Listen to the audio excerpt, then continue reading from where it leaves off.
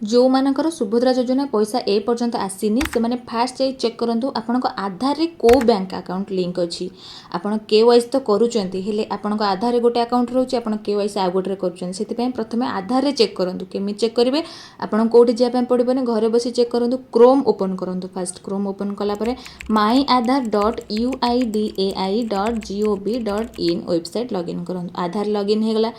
Login के जानतु आपनको आधार number दियंतु तापरे तळे अछि एंटर कैप्चा साइड रे कैप्चा लिखा है कैप्चा भी एंट्री करंतु तापरे आपण लॉगिन विथ ओटीपी क्लिक करंतु किछि समय परे आपनकर ओटीपी आसी जिवो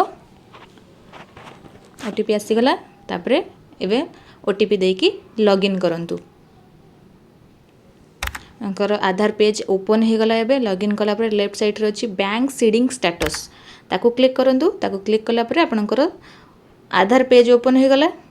एबे देखंतु बैंक सीडिंग स्टेटस एक्टिव अछि ना इनएक्टिव अछि जदि एक्टिव अछि ऊपर आपनकर को बैंक एक्टिव अछि सेटा भी देखेबो जदि आपनकर इनएक्टिव अछि ताले बैंक जाई कि आधार सीडिंग एक्टिव करंतु जदि ऑनलाइन रे करि परचंत भी घरे बसी एक्टिव करि परिबे वीडियोटी आपनको काम रे असले लाइक आ कमेंट निहाती करिवे।